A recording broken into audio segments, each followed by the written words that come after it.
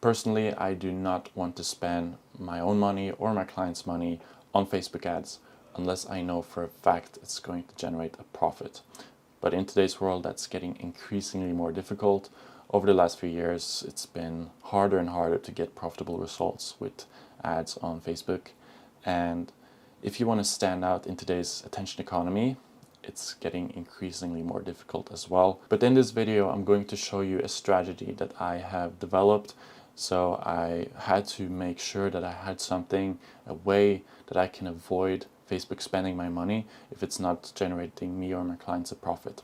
So in this video, I'm going to show you the profit pull strategy. So this is basically a strategy that I use to essentially force Facebook to spend my money profitably. And with the profit pull strategy, we've been able to generate amazing results for our clients. As you can see here, for this client, we generated more than 5,000 profitable leads in a bit more than 7 months with this campaign. And as you can see in this campaign right here, we actually made over 2,400 sales in less than 8 months with this campaign. So this strategy works for both leads and sales campaigns.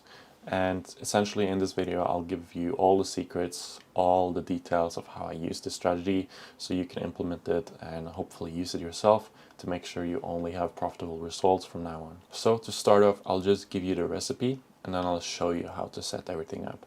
So the profit pull strategy is set up of two main ideas.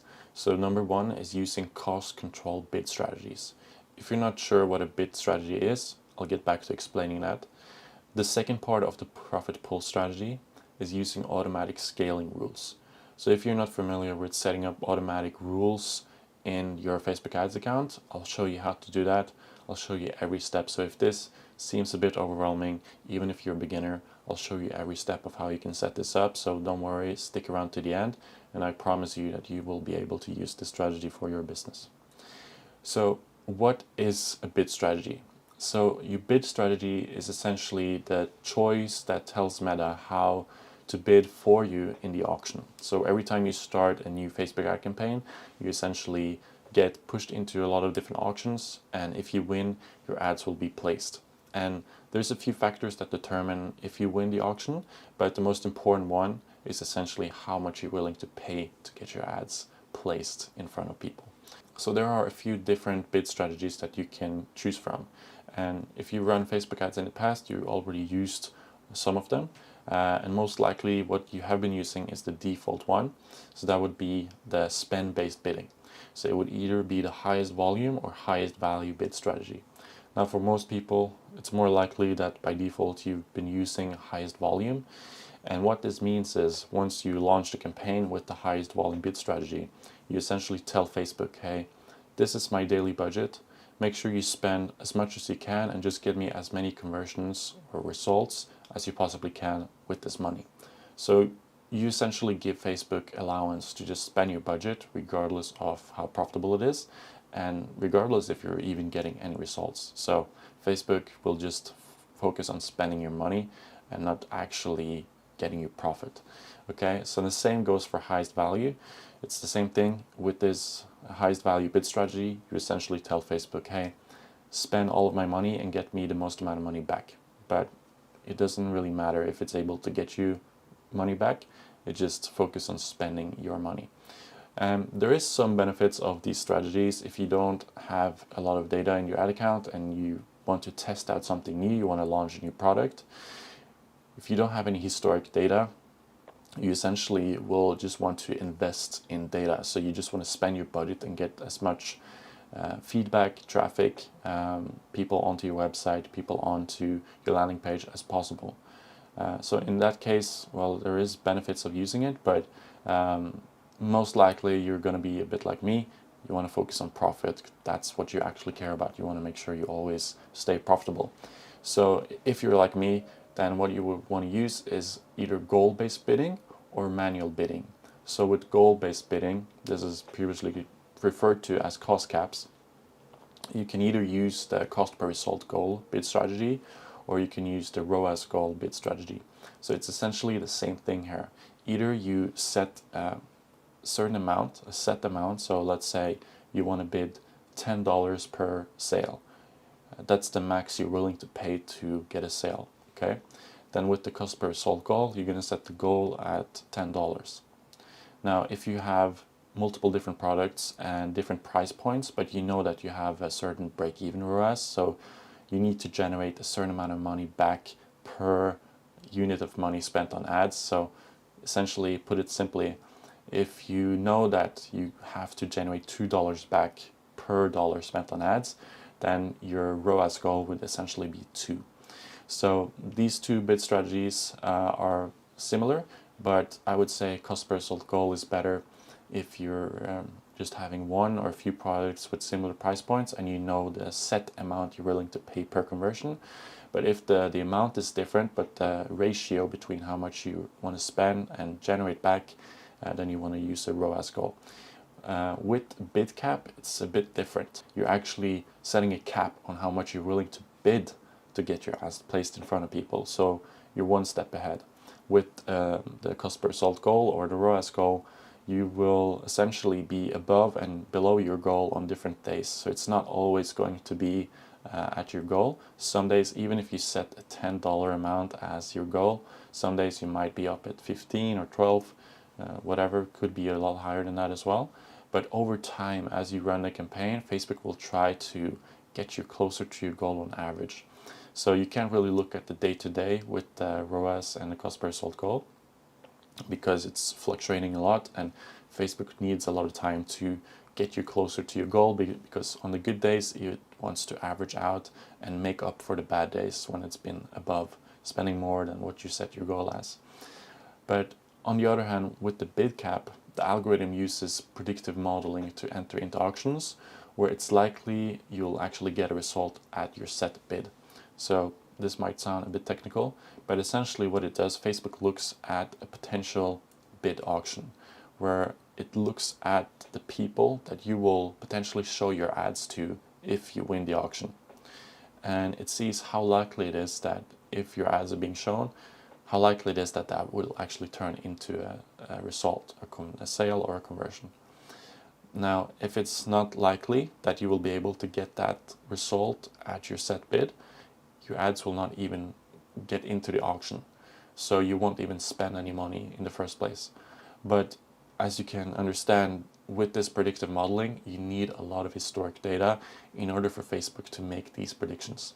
So we have clients where we use BidCap, but with those clients, we have a lot of data. We have campaigns that have been running for a long time, and we didn't start off with BidCap. We usually start off with highest volume, and then we switch over to BidCap once we had enough momentum, enough data, and we can see that Facebook will be able to make good predictions. So for most of our clients, we start with cost per result goal or the ROAS goal as the bid strategy. And I would recommend to start off with this as well, unless you are familiar with different bid strategies and you are familiar with BidCap and how it works. You can obviously experiment with this and you can try out different bid strategies and see what works for you. But as I said, BidCap is really hard to get to work. It is amazing once you get it to work, but it requires a lot of data. But if you are able to get it to work, you're very likely to always stay profitable because you're not even going to enter into bids where you're not going to get a conversion at your set cap. Now, as you know which bid strategy to choose, you need to be aware of this one common fallacy for advertisers. So one misbelief that I see a lot of advertisers have that end up ruining the results. And that is that since you're spending a consistent daily budget, once you set up a campaign, you will set a budget that you're willing to spend every day. Now, because you're spending, or because you're essentially telling Facebook to spend the same amount every day, you also expect the same amount of results every day. So you're looking at Facebook ads on a daily basis. You're looking at the results on a daily basis. But that's highly likely not going to be the case. In the real world, things aren't really rational and predictable. It's going to jump up and down every day, even if you spend the same amount of money every day. So as you can see, as an example here for one of our clients, you can see how much it jumps up and down every day in terms of how many leads we're actually generating. And mind you that we have the same budget every day, but you can see that the results are jumping up and down all over the place. Some days we have really good days, and other days we have really bad days. So Why this happens, there's a bunch of external factors, obviously. Your target audience will respond to your ads differently depending on what day of the week it is. Weather and time of year is going to affect the results. There's so many things that go into affecting your results. I'm not going to get into that, but as you can see in the real world, the results are not consistent and predictable. So because the demand and the results fluctuate, we want to make sure we avoid losing potential demand capture on the good days due to having a limited daily budget. So on some days, there's going to be more demand for what you're offering, so your product or service. But if you don't have a high enough daily budget to allow Facebook to spend all the money that they need to capture all of that demand, then essentially you're going to lose out on some potential demand capture or some potential results. So you need to have a high daily budget available in order to take advantage of the good days when you see those spikes. Okay? And also you need to avoid a lot of the potential downside by spending a lot of money on the bad days. So this is why we use the cost per result goal or the ROAS goal bid strategy or even bid cap. Because once you set those bid strategies, spend, even though you have the same daily budget, the spend is going to fluctuate depending on how many results or how few results Facebook are able to get on that day. So it's going to try to get you towards your goal and stay within your cap. So when there's high demand, you want to have high spend, and when there's low demand, you want to have low spend, and that's why we use these bid strategies. But having a high spend on the good days means you need to have a high daily budget. But increasing the daily budget too quickly can definitely hurt your performance, and it's quite risky. Now, the reason why it's risky is because your campaign itself is doing some of the demand creation. So as you start spending money on your campaign, you actually create some of the future demand that you will be able to capture. So as you start the campaign, people will see your offer through your ads. But after they see your offer, there's always going to be a certain amount of delay before they're actually ready to buy whatever you're selling. And this is different for every business. The delay might be a few days, a few weeks, a few months, if even a few years. Totally depends on what you're selling. But what you need to know is there's always going to be a delay between when people first see your ads and when they actually go ahead and buy what you're selling. So as you can see, if we're increasing the budget too quickly, we will spend a lot of money on the ads and we will potentially create a lot of demand, but there is going to take some time before that demand actually turns into sales. But we don't know yet if that created demand is actually going to turn into sales. So in that period, during the delay, if you're spending a lot of money on the campaign, what might end up happening is a lot of it is not turning into sales. So only a tiny percentage of that created demand is actually turning into sales because your ads are not good enough, or the audience that you're targeting is not warmed up enough or big enough and with enough interested people to the point where you can actually go ahead and capture all that demand in the future. So if you increase the budget too quickly, you might spend a lot of money over a few days or a few weeks, and then over time you actually see that it's not turning into results. So that's why it's risky to turn it up too quickly, because you're going to spend more without knowing if it's going to turn into sales. So this is where the next part of the profit pool strategy comes in. We want to use the automatic scaling rule to make sure that we turn up the budget slowly and we build up the demand and we see that the demand is actually being captured before we increase it again.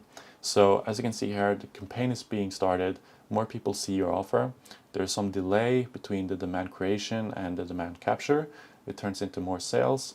As you're getting more sales and the demand creation and the capture links together, that's when your results are getting better, and that's when the scaling rule is activated. So I'll show you how to set this up in a second, but because we're setting in some specific conditions into the scaling rule, we only increase the budget when we are at a certain cost per result or certain ROAS. But we're also using a scaling rule to turn down the budget if we are not hitting our goal, and if our cost per result is too expensive or our ROAS is too low, then we want to scale down back to a level where the results are profitable again. So we're also using the automatic scaling rule to stay at a level of spend that makes sure that we get profit and we're not wasting money. So as I said, the campaign itself does create some of the demand, but there's also a lot of external factors that create fluctuations in the demand. So a quick example of this would be, let's say you're selling home workout equipment and then COVID hits and nobody can go to the gym anymore. Well, then over time your demand quickly is going to rise. So if there's some external factors that play into increasing the demand for whatever you're selling, then we also make sure that the automatic scaling rule has the potential to quickly increase your budget so that you can capture this demand that's been created in the market. So I'm now inside one example ad account and I'll show you how to set up the different bid strategies. So first I'm going to select sales, then in this case I'm going to use a manual sales campaign. You can also now use ROAS goal with Advantage Plus shopping campaigns. So I've already made a video about that, so you can click right here and watch that video. For this example, I'm just going to use a manual sales campaign. I'm going to click continue. Then the next thing you want to do is go into your ad set, scroll down under conversion, make sure you select website. Then you're either going to select maximum number of conversions or maximum value of conversions. So if you want to use the ROAS goal, so for example, if you're an e-commerce business, you have multiple different products, they're all at different price points, but you know what your break-even ROAS is, then you will use maximize value of conversions, and then you will set a ROAS goal. If you just sell one product and you just have one offer and you know exactly the max amount you're willing to bid per sale of that product, then you're going to select maximize number of conversions, and then you're going to set the amount you're willing to pay per conversion here. Now if you want to use bid cap, you want to come back to the campaign, you want to scroll all the way down and then you want to tick on Advantage Campaign Budget. So you want to make sure this one is on.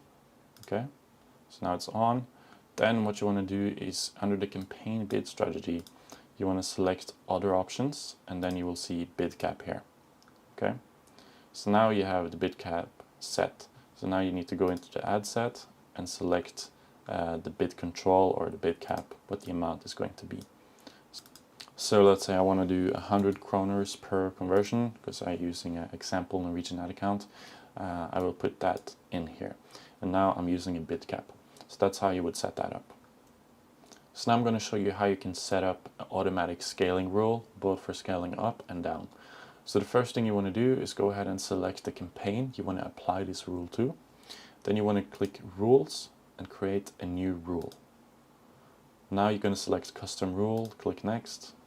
You're going to give the rule a name. So I'm not going to name it just yet. First I want to set the conditions and then I'm going to give a name that reflects the conditions that I put into the rule. You want to apply the rule to the one campaign that you selected. Now the action you want to set is increase daily budget by. Okay. Now the percentage you want to do here, it's totally up to you. This depends on how aggressively you want to scale the campaign.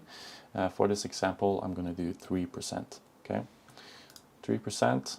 I'm going to set a maximum daily budget cap, so I don't want to spend more than, let's say, 100,000 Norwegian kroners. And then action frequency, that's okay. Let's put it at default. And now we're going to set up the conditions. So it's important to note here that if you want to use the condition based on what's being tracked with your Facebook pixel, that you do not use the cost per result. What you need to use is Meta Pixel. You can search it up here. Then you want to go all the way down and select cost per either lead if you want to track leads. In my case, I want to track purchases. So cost per purchase used by the Meta Pixel. And then you're going to switch over to is smaller than, and then you're going to put in the amount. So in my case, I want to use 100 Norwegian kroners. So one condition to scale by 3% is that the cost per purchase is less than 100 Norwegian kroners in my case. Okay, now you want to select the time range to look at when the rule is looking to apply your scaling. So what you want to do here is either select 2, 3, or 7 days. That's usually what we use. If you look at the last 2 days, the rule is going to be applied more frequently as your results fluctuate. So it's only going to look at the last 2 days. If your campaign was below, in my case, 100 kroners in the last 2 days, if it is, then it's going to scale by 3%. But for some businesses and for some of our clients, we want to make sure that we have results within our limit over a longer time horizon before we start to increase the budget. So you can also use 7 days. This is totally up to you, and this is something you can come back and change if you want to scale quickly up, or you want to scale slower up and quickly down, or the other way around. Now at schedule, you can select continuously. Doesn't really matter. It's only going to be applied every 12 hours anyway. You can also change this one to daily if you want to. It's totally up to you. And once it's been created, once you've selected all the conditions, you want to give the rule a name. Okay, so now I put the name scale by 3% when CPA, or cost per acquisition, you can also write it cost per result, is less than 100 kroners. Okay, so that's what I would put in. If you have different conditions than me, then when you want to put in obviously your conditions. Now once this is set up, you click create, and now it's created. Now on the other side, you want to create the similar rule, but for scaling down once you're not hitting your goal. Okay, so you want to create a new rule. Again, make sure you select the campaign, select custom rule. Now you want to set the action to decrease daily budget by, and then for this example I'll just do 3%, but you don't have to do the same amount, but you don't have to do the same percentage down as you do up.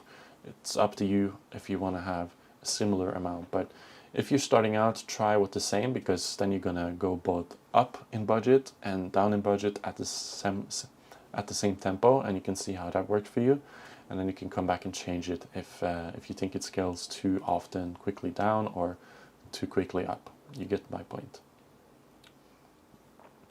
Now you want to set a minimum daily budget floor, so you don't want to go less than this daily budget. Now you can set this one really low, it's totally up to you, but I don't want to spend less than, let's say, 1,000 Norwegian kroners. Okay, action frequency, you can set this one to 12 hours or daily. Make sure you set it to the same as you have with the other rule, the upscaling rule. And then you again select metapixel. You can search metapixel, you scroll all the way down till you have cost per website conversion, metapixel, and then I'm going to select cost per purchase.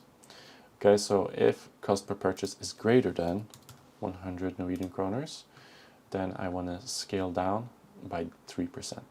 And then time range, I'll do 7 days, same as I did the other rule, but you don't have to do the same one, you can do a different one. I set schedule to continuously, and then I give it a name. So reduce by 3% when CPA is above 100 kroners. Okay, so now the name of the rule makes sense to me. So if I have a lot of different rules in my ad account, it's easy to go in and manage. And then you click create. And that's how you set up the automatic scaling rule.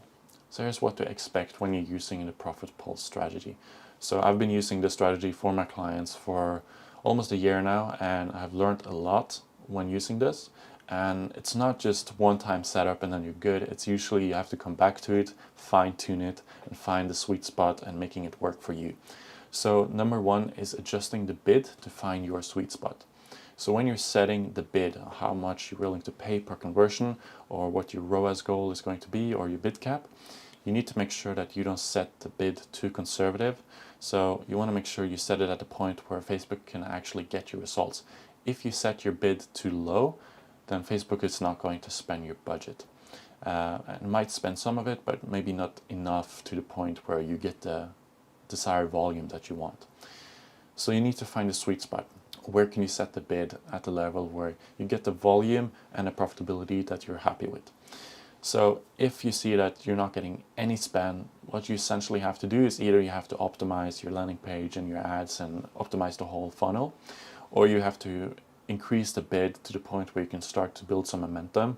You can get some data into the campaign, and then you can instead turn down the bid over time to see if you can still keep that same spending amount with a lower bid when you have more data and volume.